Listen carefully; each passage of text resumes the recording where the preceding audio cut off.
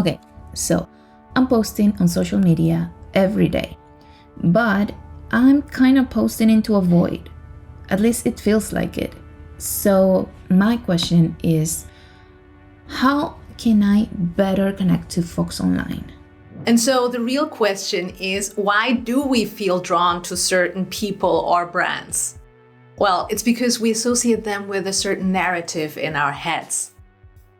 There's one quote by one of my favorite authors. His name is Eduardo Galeano, and it says, "Scientists say we're made of atoms, but a little bird told me that we're also made of stories."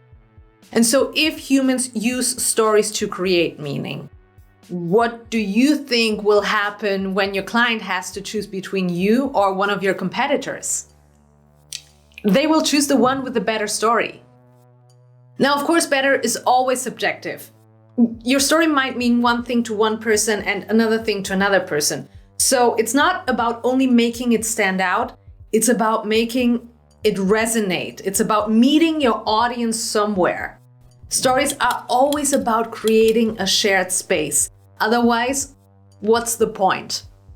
And the way we get there is by owning our strength, but also our weaknesses.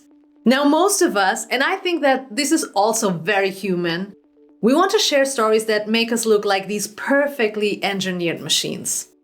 No one ever got fired. No one ever got heartbroken. No one ever got a divorce. And if I got one, here's a picture of me with my new hot partner, right?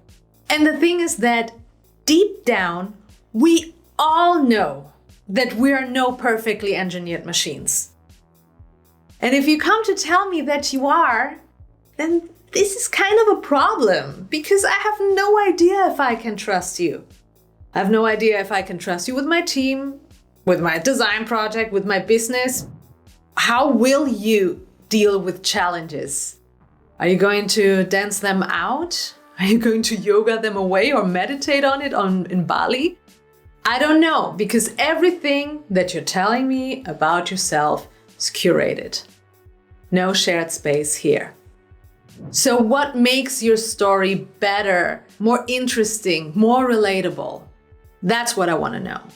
So if we were to workshop this out, you'd have to take that current version of your story, and I'd ask you, how did you get here? And that's the fastest way to get to the real stuff. All those rough patches, the climb, all that stuff matters. But you don't want to overshare. And that's a good point, because there can be an overdose to this. It's like you've suddenly taken the vulnerability pill. For some people, it does become addictive.